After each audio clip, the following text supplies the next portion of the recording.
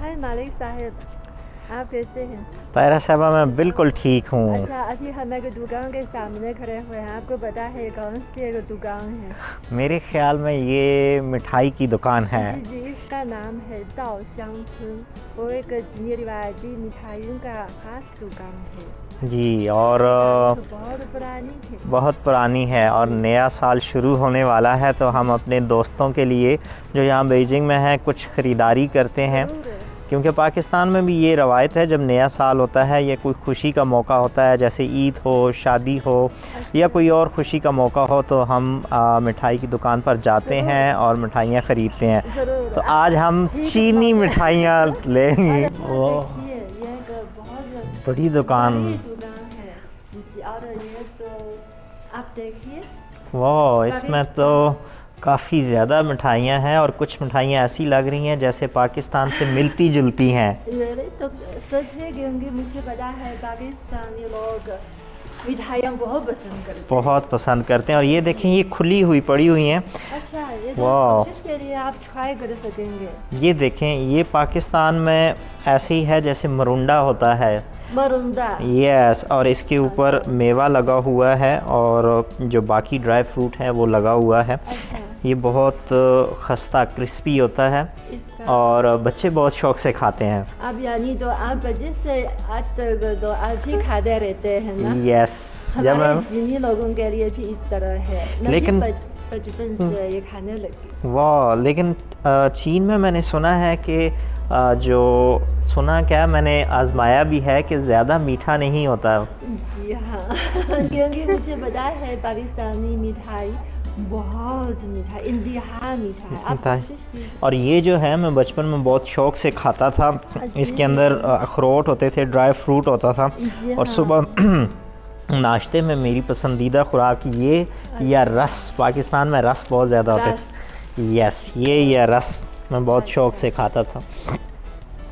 इधर बहुत- देखिए, यहाँ तो वाह। वो तो ज़्यादा तोहफे की तरह है। वो तो इसकी हॉल या इसका पैकेज है, वो तो वाह। ज़्यादा बड़ा है ना। बड़ा है और इस पे लिखा हुआ भी है शायद अंडे की जर्दी। ये अंडे, जी हाँ, वो तस्वीर से आपको भी पता हो सकता है। इसमें अंग्रेज़ी में भी अंडे लिखा हुआ है, इसलिए मुझे पता चल गया। जी जी।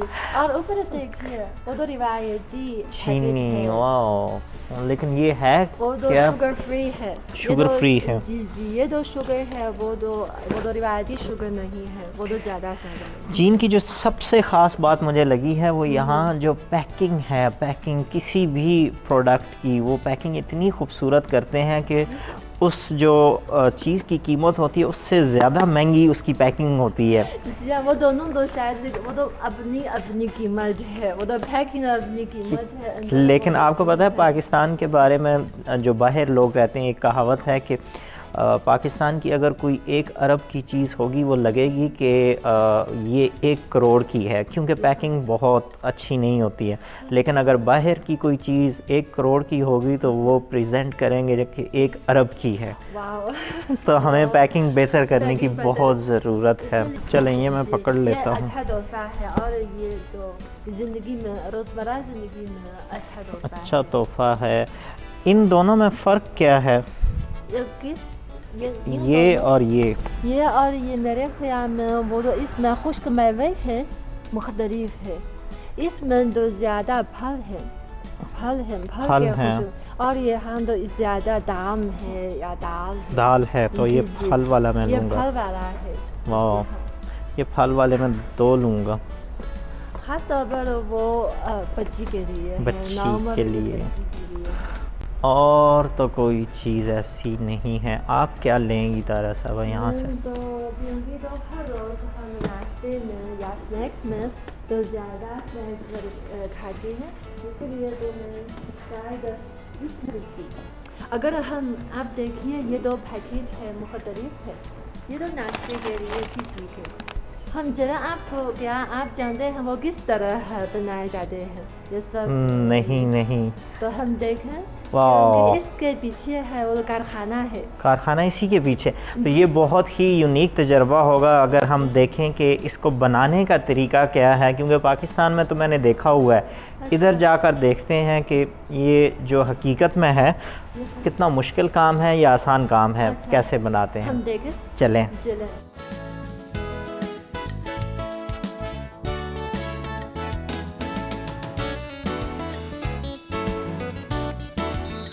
इस वक्त बीजिंग में हम एक फ़ूड जो फैक्ट्री है उसमें आ चुके हैं और हम देखेंगे कि यहाँ पर जो मिठाइयाँ हैं वो कैसे बनाई जाती हैं। यहाँ बनाने का क्या तरीका है, क्या ये वही तरीका है जो पाकिस्तान में इस्तेमाल होता था या चीन में जो तरीका है वो थोड़ा मुख्तलिफ है?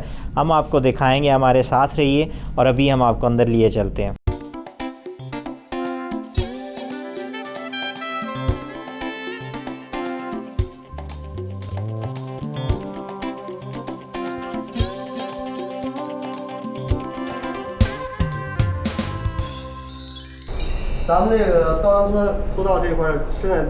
इस वक्त ताओशियांगसुन की 3 प्रोडक्शन वर्कशॉप्स हैं जो खाम माल ख़ास तौर पर चीनी, तेल और आटा फराहम करती हैं। सप्लाई वर्कशॉप के पीछे मोल्डिंग वर्कशॉप है। ऑर्डर के मुताबिक आउटपुट का हिसाब लगाया जाता है। इस वक्त ये अपनी सलाहियत से कम पैदावार दे रही है। तातीलात के दौरान ये भरपूर सलाहियत के साथ काम करती है। एक मशीन यौमिया तकरीबन 20 बर्तन हैंडल करती है, जिसमें हर बर्तन में आटे के 2 थैले होते हैं, जिससे 1 टन पेस्ट्री तैयार हो सकती है। चूँकि पेस्ट्री मीठी होती है और चीनी लोग मीठा पसंद करते हैं, इसलिए अज्जा में चीनी का तनासुब तकरीबन 30% होता है। हम सफ़ेद चीनी को पाउडर चीनी में प्रोसेस करते हैं और फिर इसका मुरक्कब तैयार करते हैं। ताओशियांगसुन एक चीनी पेस्ट्री ब्रांड है और इसे वजूद में आए तकरीबन 200 साल हो चुके हैं। 2006 में इसे चीन के एक कदीम और तादेर ब्रांड के तौर पर तस्लीम किया गया। इस वक्त इसके 10 जदीद प्रोसेसिंग मराकज़, खाम माल की फ्राहमी के 7 कारखाने, अंदरून और बैरून मुल्क 120 से ज्यादा जदीद तरीन प्रोडक्शन लाइनें हैं। और सोचो, शानदोंग और बीजिंग में 3 रिसर्च एंड डेवलपमेंट मराकज़ हैं। रिसर्च एंड डेवलपमेंट की सरमायाकारी में सालाना तकरीबन 20% इजाफा होता है। ये पेस्ट्री बनाने वाली मशीनें हैं। पेस्ट्री के कुछ स्टाइल खुसूसी तौर पर डिज़ाइन किए गए हैं, जैसे फॉन्ट्स एंड पैटर्न्स। ये अपडेट खुदकार मशीनें हैं। प्लेट लगाने के लिए सिर्फ 1 कारीगर की ज़रूरत होती है। इस प्रोडक्शन लाइन को 2 कारकुनों की ज़रूरत होती है। सुबह 7:30 से शाम 5 बजे तक ये एक दिन में 1 टन से ज़्यादा पेस्ट्री तैयार करती है। ताओशियांगसुन में इस वक्त 6 इकसाम पर मबनी 1000 से ज्यादा मसनूआत हैं, जिनमें पेस्ट्री, मून केक, जोंगजी केक, रोटी, बुने हुए बीज और गिरीदार मेवे और निमको वगैरह शामिल हैं। जहाँ तक हमारी वर्कशॉप की लागत का ताल्लुक है तो सालाना औसतन 120 कारकुन काम करते हैं और एक मशीन की औसत कीमत तकरीबन लाखों युआन है। त्यौहार के दौरान कारकुनों की तादाद 1200 तक पहुँच जाती है और इसके मुताबिक मशीनों की तादाद में इजाफा किया जाता है। चीन के वस्त ख़िज़ा के त्यौहार के मौके पर चीनी लोग मून केक खाते हैं और जुलाई के वस्त से सितंबर के आखिर तक ये तकरीबन 2.5 माह तक फ़रोख्त होते हैं। सिर्फ बीजिंग में ही हम तकरीबन 80 मिलियन मून केक तैयार करते हैं, जिसका मुनाफा 1 बिलियन चीनी युआन से ज़्यादा होता है।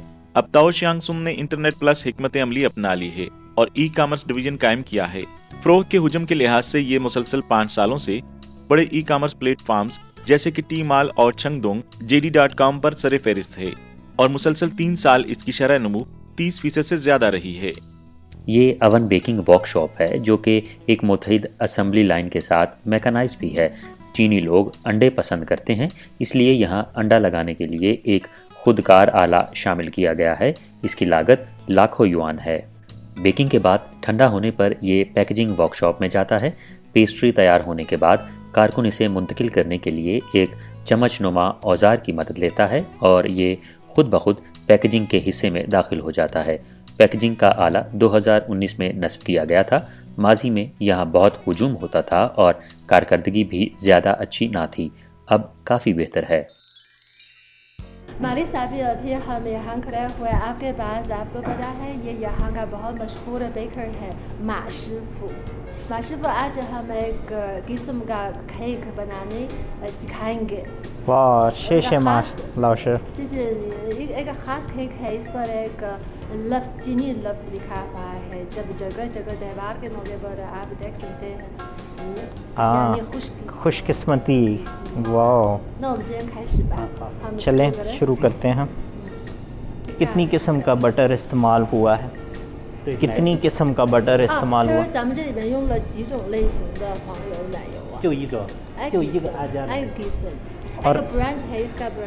और उसे कहें ये जो बीन्स हैं ये कौन से हैं? सुर्ख बीन।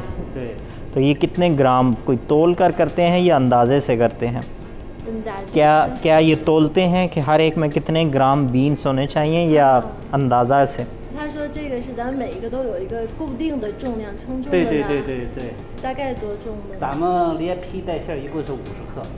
वो तो आटे और वो तो बीन के साथ वो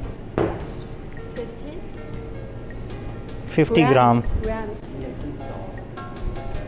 ओके, तेरा सबब मैं तेज़ करता हूँ।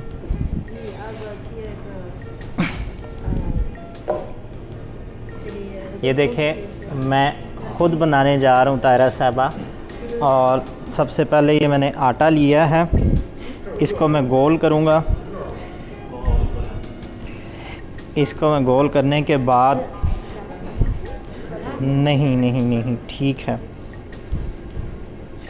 इसको गोल करने के बाद इसको थोड़ा सा दबाऊँगा, फिर इसको इस तरफ से दबाऊँगा, फिर थोड़ा सा आटा लगाऊँगा। आटा लगाने के बाद आटा मैंने ज़्यादा लगा दिया। वो कह रहा है आटा ज़्यादा नहीं लगाना है, लेकिन फिर भी मैं ट्राई करूँगा। और ये देखें, बीन इसके अंदर मैंने डाले हैं, यानी कि जो दाल है उसका पेस्ट बना हुआ है।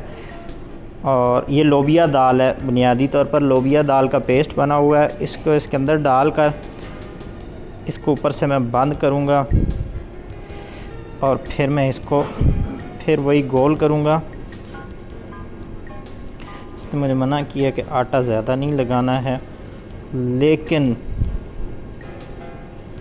टूट गया है आटा ज़्यादा लगाने की वजह से। फिर भी इसी को ही बनाऊँगा। ये बन गया है। अब मैं इसके अंदर रखूँगा, इसको ऊपर से दबाऊँगा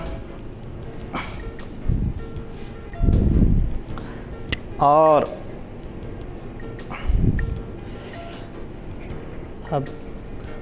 ये मैंने केक बना लिया है तायरा साहब। क्या लिखा हुआ है? फू लक। बहुत अच्छा लगता है। वाह, आप भी प्रोफेशनल बन गए। बन गया हूँ, क्या मतलब मैं पहले नहीं था? पहले हाँ, लेकिन अभी बेहतर हो गया। ओके। तायरा साहबा का कहना है कि पहले तो मैं सिर्फ साफ़ी था, लेकिन अब मैं एक शेफ़ भी बन गया हूँ।